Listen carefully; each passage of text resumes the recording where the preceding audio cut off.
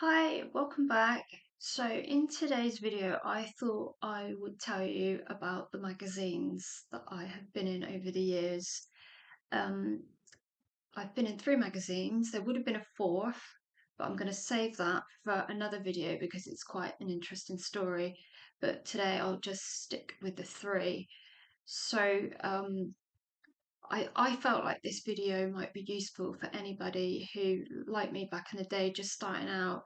No one knows you exist, no one knows where your website is, and so you kind of do have to do things to try and get yourself noticed, whether that be um, posting a lot on social media, doing like competitions, just drumming up interest, whether it's YouTube videos, but people won't know you exist unless you really put yourself out there. So yeah, I mean, I wouldn't have minded watching a video like this when I got approached to be in a magazine because I think I was a bit naive and a little bit, well, I hadn't informed myself. I was just all like gun ho and giddy back then. So this is going to be my honest opinion, my honest experiences of dealing with journalists and um, magazines in general. So um, I'll just start from the beginning and work my way through. So the first magazine I was in, which is this one, I have covered it up because I don't want to get in trouble with YouTube. I'm not sure on the copyright laws, so I have covered it up the best I can. Um, so this came about when I was still a newbie to Spirit Art. I think my website had been up a year, and my mentor Karen Price. I've mentioned her in previous videos. I call her my mentor, but I have also called her Karen. She was my friend and mentor. Anyway, so um, yeah, by the way, Karen is an amazing clairvoyant from the southwest of England. She does in-person readings and she can also do it over the internet. She works with people and gives readings all over the world. She does psychic development. She's a very gifted, amazing lady, and I was very lucky to have her as a friend and mentor. Um, so yeah, you can check out her website, which is www.karenprice.co.uk, and I will put that in the description box for those who might fancy a reading. Anyway, so at the time, like I said, I was a newbie, and Karen had um, taken the brave decision to give up her job to become a full-time clairvoyant. She's been clairvoyant since she was a babs, and um, actually that would make a really great story. She has a really great story about how she, um, as a kid when she realised she was clairvoyant. So maybe that could be another video. But anyway, I keep digressing. So she'd been doing readings for years and years and years, but she finally plucked up the courage to leave her job and to just throw herself into doing this full time as a career. And and of course she needs to get herself out there. And she got approached by a journalist who said, "Look, I'd really like to do a story about you." And the title was going to be, I believe it was A Psychic Changed My Life. So Karen needed to find somebody who could do a write up to give to the journalist about how a psychic had um, changed her life, and she chose me.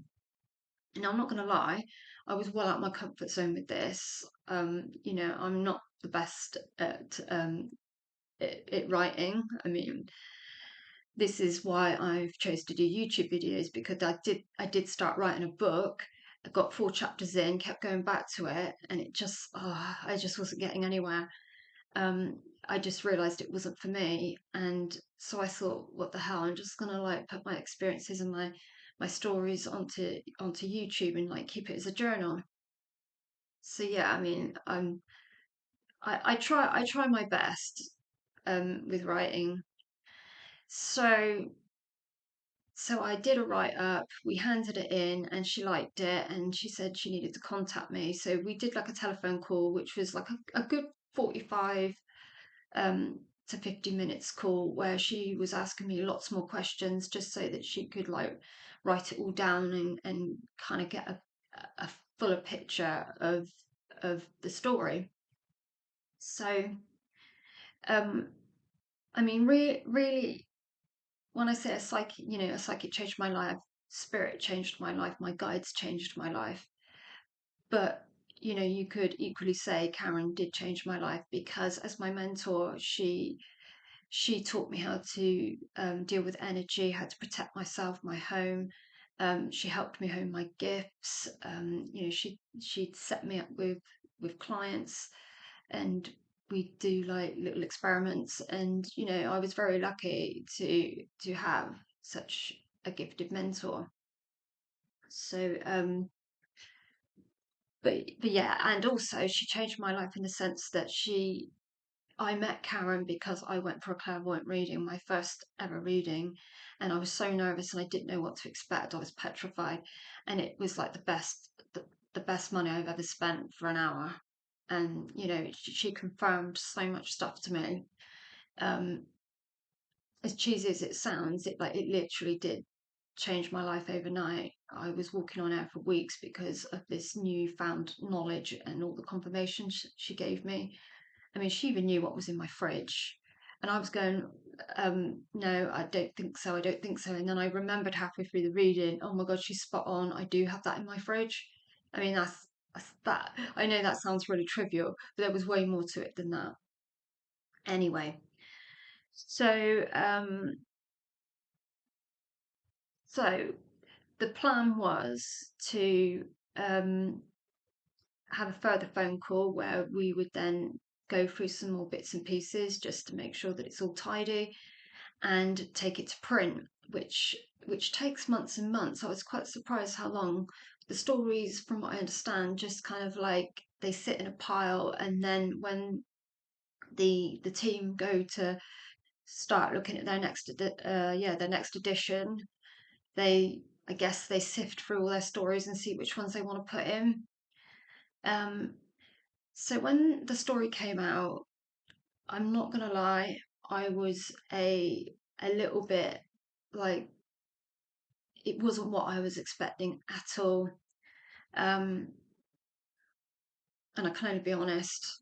She had taken my story and basically sort of skewed it into sort of something else.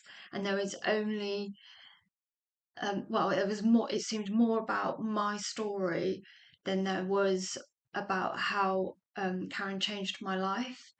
Um, they just wanted to go on and on about all the crazy stuff that was happening in my house when I had my spiritual awakening, because I mean, literally, spirit turned my house upside down. I have touched on that a bit in a previous video, um, but I think I should do another video in more detail to really get like for people to understand exactly how crazy it was. Um, so and also it was the wording.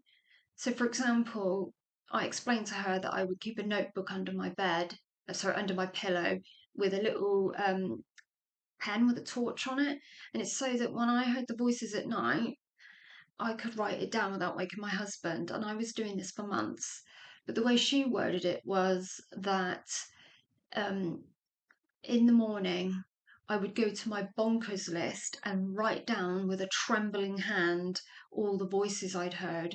That makes me sound like a bit of a nutcase and like I was a gibbering wreck. I mean, yeah, I was concerned about everything that was going on because because you know, I didn't know that all the things happening was spirit and my guides trying to grab my attention. And I just thought I had a poltergeist. I thought my house was haunted. Anyway, so truth be told, I felt a little bit bad for Karen because it had been skewed, but it is what it is. So anyway, a couple of years later, she contacted me again, the journalist, and she was like, um, I would really like to use your story again. We'll change it up and we'll add to it, for a different magazine, because the first magazine, this one is a spiritual magazine. So, but this one wasn't. This was more about the crazy stuff that goes on, in people's lives in the UK. And so that did concern me that it wasn't a spiritual magazine. Um, but then I was still starting out, and opportunities don't come along like this. And so I felt like it was an amazing opportunity for me to, say what I do and give my story, and in the hope that it would kind of get me out there more. Um, but I'm not going to lie, I was in two minds because of the way the first story had been worded, and like I said, it was skewed. Um, but she talked me around. She was like, don't worry, it's going to be great, and the good thing is we can add to it, so it can be more about your spirit art and what you've been doing since, but we'll kind of keep with the same basics, the basics of the story. We'll just twist it up a bit more. And and she was really selling it to me, because she was like, oh, what you do is so niche, and there aren't many people doing spirit art at the moment, so this would be great for you, people would want to hear about this. So I thought, sod it, I'll do it anyway. So when this magazine was due to come out, so what happens is, near the time you're supposed to get a phone call, and one of the production team, or whatever you call them, they read through the article with you and see that you're happy with it. I don't recall being given that opportunity for the first magazine, but the second one, they said you will have somebody phone you to go through it. And a chap phoned me and said, we're going to put it into this month's or this coming month's edition. It's been, we've decided to do it a little bit last minute, so unfortunately we can't read it to you. We can't go through it. It's actually with the editing team. But don't worry, it looks really good. I think you're going to like it, and it'll be out next month. So I just had to kind of like go with that. And oh, and by the way, silly me, I forgot to show you the first article. Sorry, I haven't got my head screwed on. Yeah, so here's the first article. So there's me and Karen practicing drawing, and there's some of my earlier portraits, and that's my um, portrait of my main guide, Matt. First one I ever drew of him, and then my mugshot. So as you can see, they didn't call it A Psychic Changed My Life. It's called, yeah, Was I Being Haunted or Just Losing My Mind? And I think people probably reading it probably thought I bloody well was, because of the way it was worded. And then this is the second magazine. Yeah, so when I was really excited for this one to come out, and I couldn't wait to go get it. And I was quite shocked to see how much it had transformed. Like, if I didn't think the story had already been sort of manipulated enough, um, it was less. It was less about what I do in my spirit art, and just focusing on the fact that I thought my house was haunted and all my stuff was breaking, all my electronics. Now, rather it be about me, it was more about sliders. And for those who don't know what sliders are, that's people who affect electrical devices. Things like street lights. You walk down the street, you go under a street light, it goes off, and then down the road it goes back on. And you just, like, you touch the radio, it breaks, you touch the TV, it breaks, everything keeps breaking. And so they went with the stance of sliders. And yes, I did mention that at some point I did go for a phase of thinking, am I a slider? But no, I mean, really, I just thought that, is my house haunted? So let's take a look at that. So, of course, energy overload, and there's me and there's Karen and a section here on what sliders are. So, yeah, it didn't do what I thought it was. It didn't do what I thought it was going to do. And again, it had been really skewed, and I just felt like it was worse than before. Now, that's my naivety, and it was my decision to do it. So I totally take that on board, and I do appreciate that.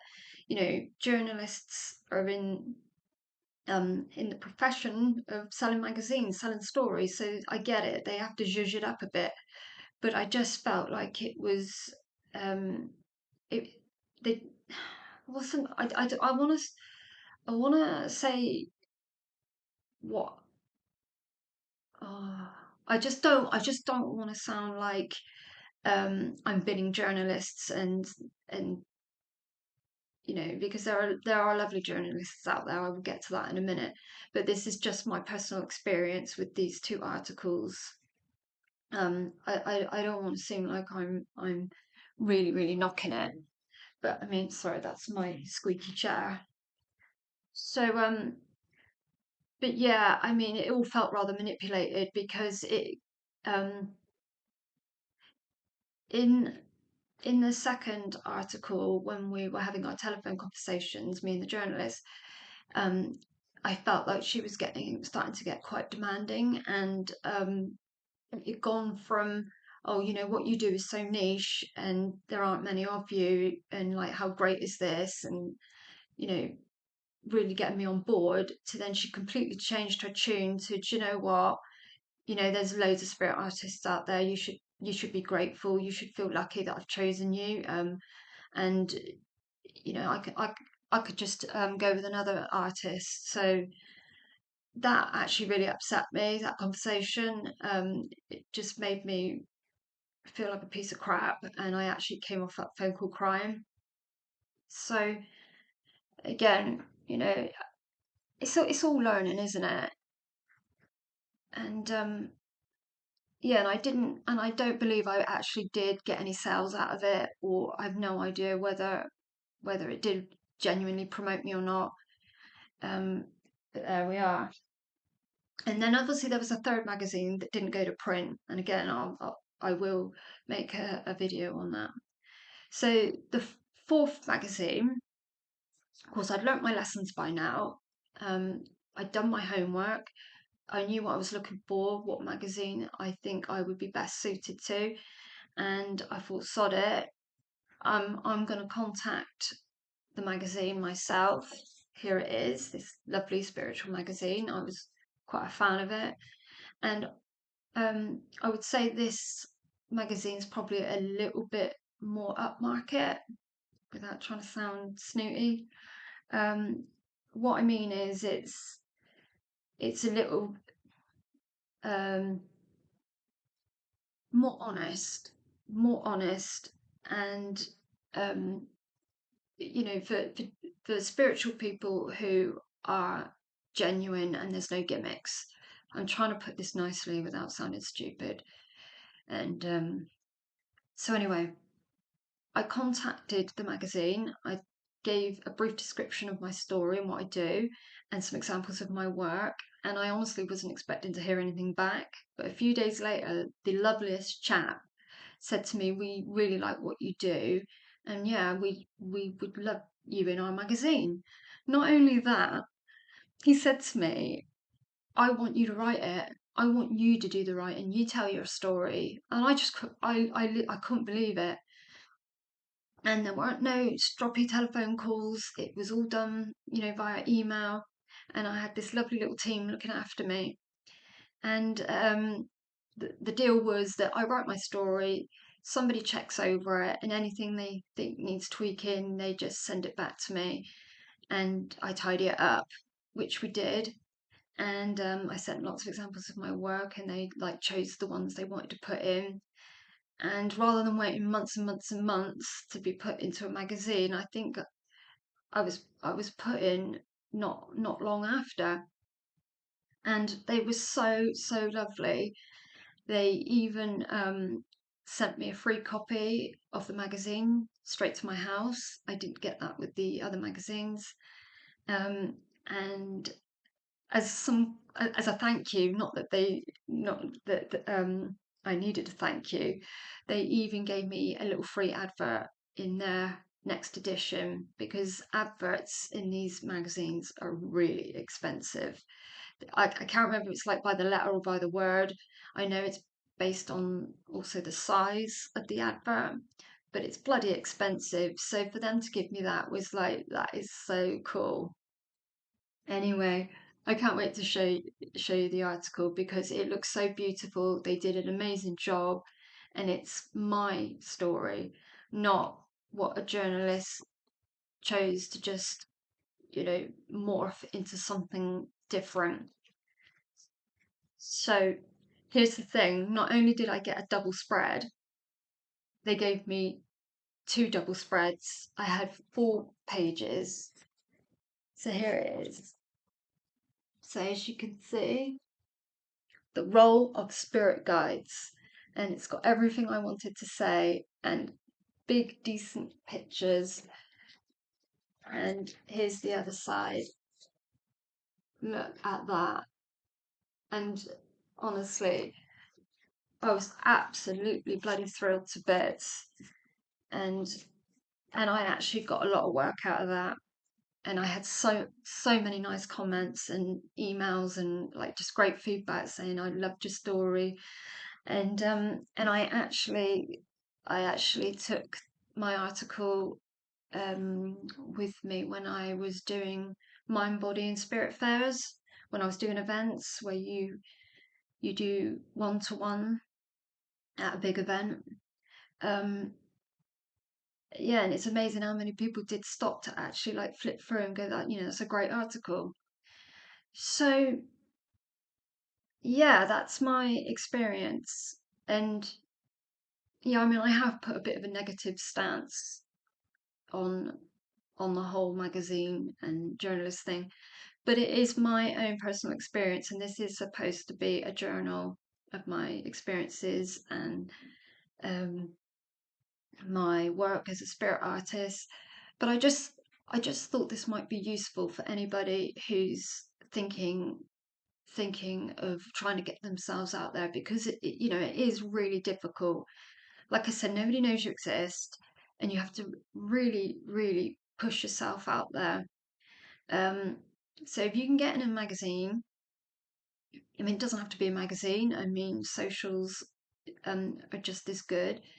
Um, but just do your homework and don't feel bullied into giving your story, and be careful what they promise you, because I was naive.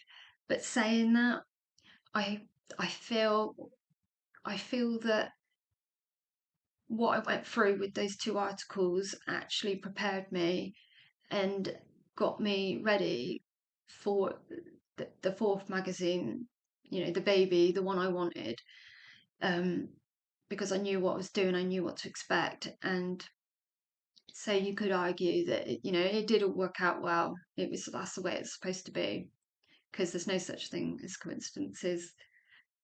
So, yeah, I do apologise for keep waffling. Um, and I hope all that made sense and I didn't sound too silly. Okay, bye.